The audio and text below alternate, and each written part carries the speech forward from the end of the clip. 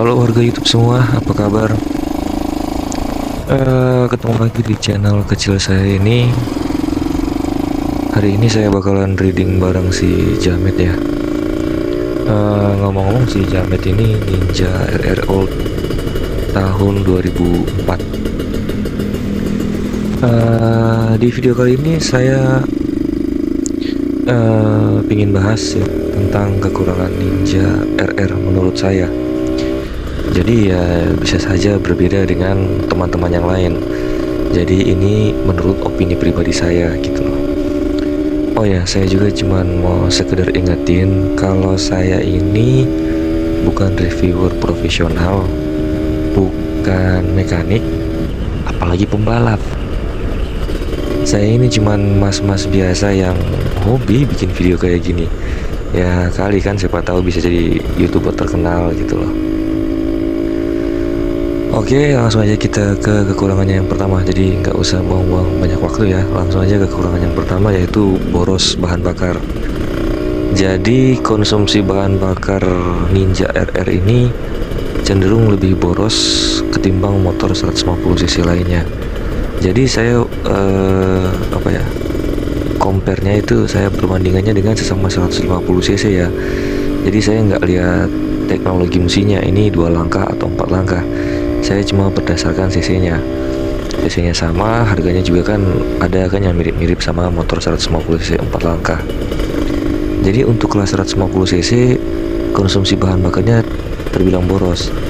Bahkan bisa sampai 2 kali lipat kali. Jadi buat teman-teman yang pengen beli Ninja RR terus mau dipakai buat harian, alangkah baiknya jika memperhitungkan faktor yang satu ini. Jangan nanti malah jadi penghambat buat teman-teman atau malah ngeluh ya kalau seandainya udah pakai motor Ninja RR ini.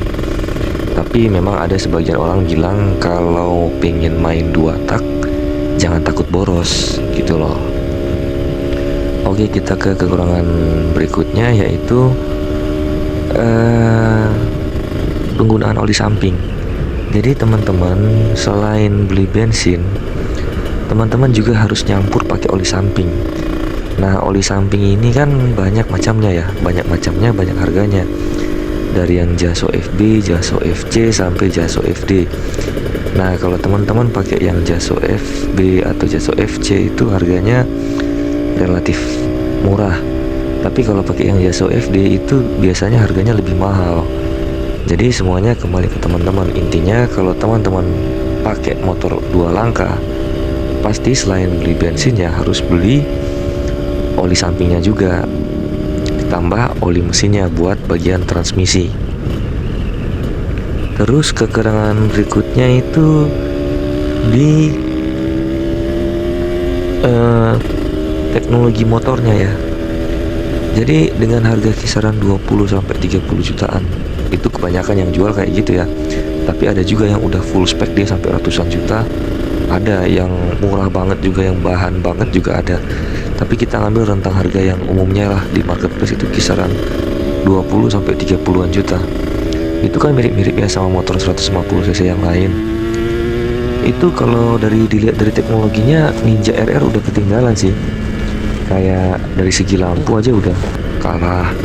Motor-motor 150 cc kan udah pakai lampu LED kayak R15 V3 atau CBR.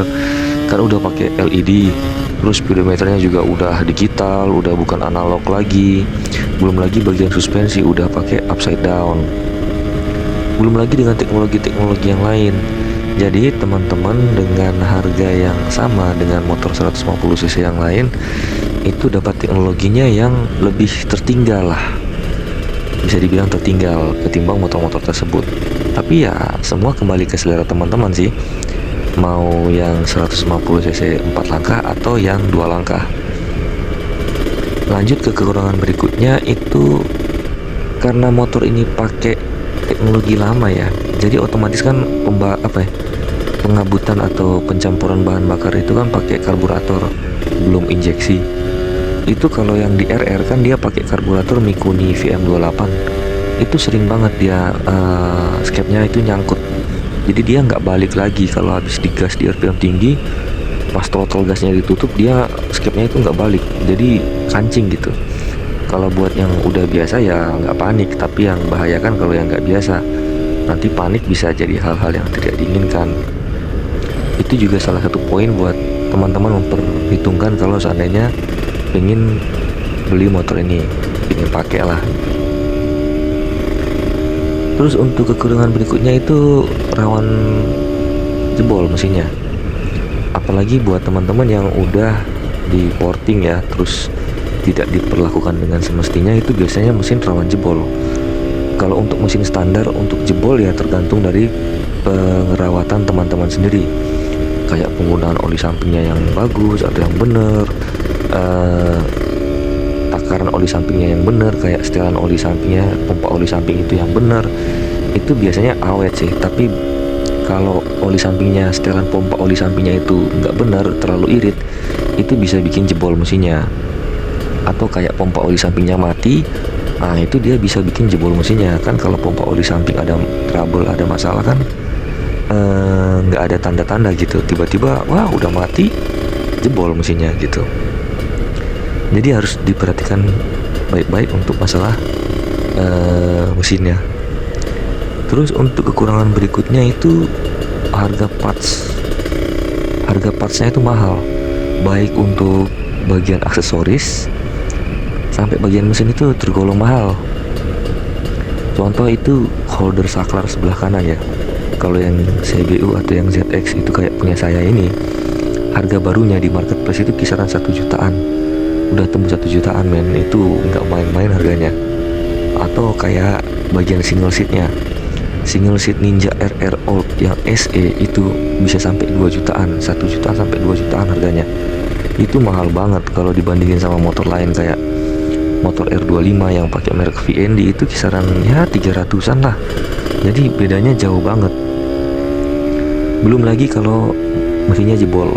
Jadi kalau teman-teman kalau mesinnya jebol, otomatis harus ganti blok sama sehernya. Itu sepaket sama ring dan kawan-kawan, itu kisaran 4 sampai 5 juta untuk yang original.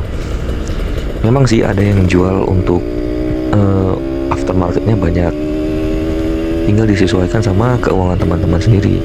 Ada juga yang di shock ya, di shock atau di furing, itu saya juga kurang tahu, itu juga ada. Tapi katanya kalau yang bikinnya nggak bener itu nggak awet juga, tapi kalau yang bikinnya bener ya bisa awet. Ya kembali ke selera teman-teman sih, tapi menurut saya itu salah satu kekurangannya juga yang ya cukup menguras dompet lah. Terus kekurangan berikutnya itu pajaknya tergolong mahal untuk mesin motor, untuk motor 150 cc. Jadi pernah saya bandingkan dengan motor teman saya yang 150 cc 4 langkah, itu pajaknya Ninja RR ini lebih mahal.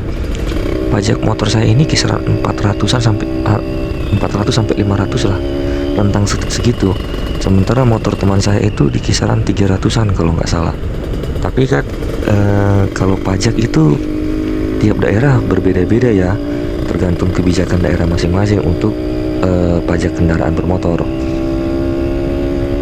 Dan untuk kekurangan yang terakhir menurut saya itu tidak lulus uji emisi, karena waktu itu pemerintah sempat mengeluarkan uji emisi untuk kendaraan, meskipun waktu itu masih area Jakarta dan sekitarnya ya, tapi kan tidak menutup kemungkinan untuk daerah-daerah itu juga kena imbasnya. Sehingga waktu itu motor-motor 2 tak sempat goyang juga sih waktu ada aturan itu. Tapi untungnya sekarang sudah tidak diterapkan lagi, tapi tidak menutup kemungkinan untuk diterapkan lagi aturan tersebut. Ya semoga enggak sih, biar kita tetap bisa menikmati sensasi motor 2 tak ya gitu. Nah gitu aja videonya tentang kekurangan Ninja RR menurut opini saya. Kalaupun ada yang berbeda dengan teman-teman, bisa kok tambahin di kolom komentar, biar saya juga bisa nambah pengetahuan gitu loh. Dan ya tentunya jalin silaturahmi dan nambah-nambah teman. Oh ya, jangan lupa untuk tekan tombol like dan subscribe biar saya juga lebih semangat bikin video-video konten kayak gini. Dan jangan lupa untuk tetap hati-hati di jalan, hargai pengguna jalan yang lain dan warga di sekitar, biar nggak disumpahin kalau lagi jalan. Oke, segitu aja videonya. See you, gua Iceberg, bye bye. You sip wine, I drink straight. Don't waste time to my place. I feel my heart erase. So catch me